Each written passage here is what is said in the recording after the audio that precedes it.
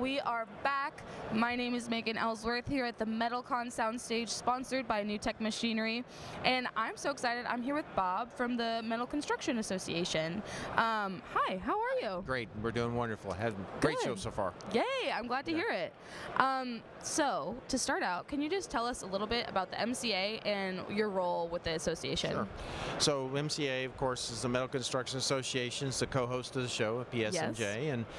And so my role as technical director, I work primarily with our members and our code and committee council members, chairs, to just direct the research and development efforts of the Metal Construction Association. We're also pretty active in building code development and standards development. We do that through directly, also through other organizations such as the American Iron Steel Institute and the North American Modern Building Alliance, part of the ACC. So they're really focused on the MCM and the IMP part of it because of the plastics component. So Amazing. Yeah, we've been very busy. It's been a crazy year so far. It's our normal code development process. So the International Building Code is being updated to the 2027 version, and those fire-related provisions were under the proposal and change process last year, structurals this coming year, so I'll have probably 6 or 7 different proposals to do. Oh, wow. And so we've been working very hard on that. We've also got some, currently going along with Oak Ridge National Laboratories. I have a research project with them. We're going to be doing some more hail research this coming year. That's exciting. And we work with Wakawi, Roofing Industry Consortium, Committee on Weather Issues. Yeah. I'm a board member, and so we do collect data on metal roofs with that. That's ongoing at all times. So we just try to take all this information and all this research, we boil it down into white papers, presentations, other types of materials, and then make them available for members to help them in their business and move their agendas forward as well. So that's great. The MCA is such a great resource.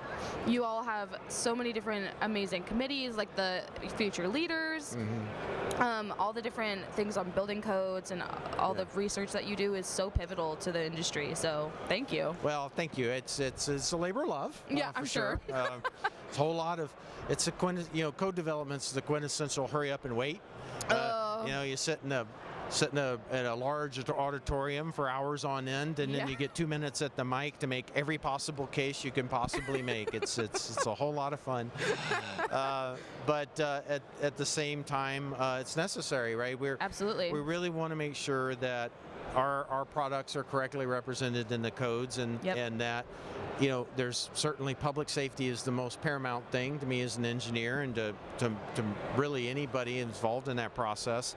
But we also know the reality of that process is that it's not always friendly or fair to certain industries, and so we have to make sure that we monitor and interact with other agencies, and we just work very hard and diligently to make sure that our industry is well taken care of in that respect.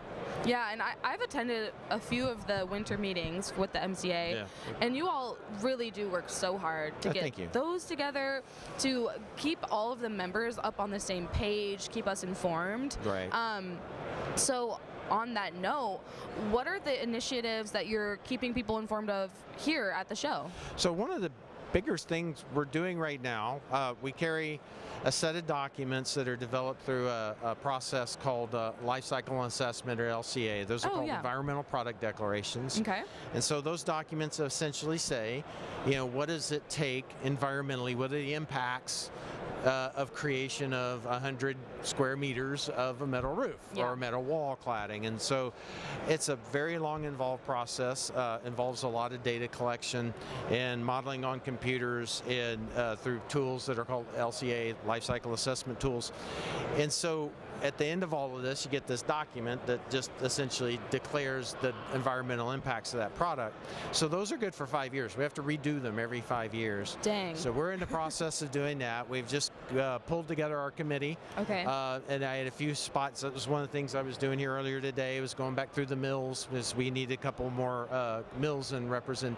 So I just walking back from their booths. Oh, okay. And so so that is a big process. Involves a lot of data collection, and we're hoping to have that wrapped up where our kickoff meeting should be in the next 30 days or so. Okay. We'll have the data collection wrapped up in about 4 months, so that carries us into 2025. Wow. Then modeling. So the whole process should be done, wrapped up towards the late summer, early fall next year, provided everything goes as planned. And then after that, actually probably coincidental with that, we're going to start the base document where all this is done is called a product category rule, or PCR. Okay. Our PCR also expired, and so it needs to be redeveloped. Okay. And so we got extended for a couple of years to finish their EPD project, but on the agreement with UL that we would immediately start working. So we'll be looking for volunteers and help with that as well. Very busy. So a lot of stuff happening right now between the normal code development cycle and the environmental product declaration renewals. Wow. And it's been a really busy year, but I feel great. like we've got our obviously great leadership at our executive committee, good involvement with our members. That's great to hear. The technical committee, the roofing council, all those ladies and gentlemen have been very helpful in keeping things, keeping me and Andy also directed. And I think so far things are going well as planned. Yay! So, yeah. Okay, well that's amazing. So what updates? Any updates to share that coincide with the show or come after the show? That's a great question. We've had a lot of discussion. I was in the State of the Industry panel, and I was there kind of to talk. I talked a lot about the EPDs and the code change cycles and things like that. But to add to that, we're starting to see a lot of involvement with the insurance industry directly in starting. So if you think about with all the storms and derechos and the 2 hurricanes in Florida, and my personal home was affected by Hurricane Beryl earlier this year. No. Everything's fine. No major damage. Oh, good. But the insurance industry is now responsible for funding people's repairs to their homes and getting their homes back up to working order, right? And so it is in their best interest to see better building practices put in place so that there are fewer claims down the road. Absolutely. And they've really become committed to this approach, and they're reaching out quite a bit to associations such as MCA and the other ones that are here. Yeah. Wow. And so they'll help us hopefully in getting our code proposals passed, because it's for the betterment of the industry and betterment of the product in general. But they're becoming very active, and so you'll start to see that. And as we're all homeowners and we all have home insurance, right? So we probably complain a lot about our rates going up, and well understood why. But part of that is that as a society, sometimes we don't really build things as sturdy as we could. Right. And so it's really in just the general best interest to try to do a better job. And I really have to say, in this industry, with the metal panel manufacturers, they do such an outstanding job testing their product. Great product documentation, installation instructions. They all have details that architects and designers can download from their web pages and incorporate in their designs. And it's just amazing amount of information. And we supplement that MCA through our white paper program as well. Right. And so why do they do all this? Well, they know that in order for it to be done right, you have to help people. And if it's done right and you provide those resources for people, they will openly, gladly use them. Yep. And it also just strengthens the old saying, right? Rising tide raises all boats, and that's really our approach that we're taking. So that's the insurance industry becoming very involved in that is one thing. Another trend that we've seen is that a lot of the state legislatures now are starting to get into sustainability programs. Yes. I talked a little bit. Also, the federal government started a large initiative here through the EPA, part of the Inflation Reduction Act, that they've funded the creation of PCRs and EPDs, as I just discussed, in the industry, so that they could get an idea of what embodied carbon products carry in the construction world. Of course, the government builds a lot of things. Right. And so that has been a long time in coming, and we're even starting to see, like I said, the states become more and more involved. So California's a Buy Clean Act. Minnesota's passed a law like that. Washington, Colorado has done one as well. And so all of the information that we're gathering as part of our EPD is actually consumed by a lot of these programs because they have to benchmark off of something, right? Wow. So they use this industry average data to do the benchmarking, and then we're working to provide utilities and tools to our membership so they can say, okay, that's industry average. Here's what I've got for this product, this project, and I am 5, 10, 15% better than industry average, and that's actually how they'll score on the EPA labeling program. So again, we're trying to provide that baseline and then our members the tools to show their performance improvements versus the baseline, and that's how they'll actually at some point, I would imagine, qualify for projects. Yes. Yeah. That's amazing. Well, we just spoke to the Cool Roofs Rating Council this morning, too. Yes. And they're doing a lot of work with the EPA. Yep. And I'm on the CRC technical committee. That's right. That's right. Yeah, amazing work. And I heard all about the lesson plan that's been put together for middle schools. Yeah. So cool. Yeah. I love that we're bringing a new generation into this industry with all of the knowledge of how to make the world a better place in regards to the environment. And metal is really on the forefront of that. It is. It is. And I think a lot of people talk a lot about embodied carbon, and that's part of the equation. Yeah.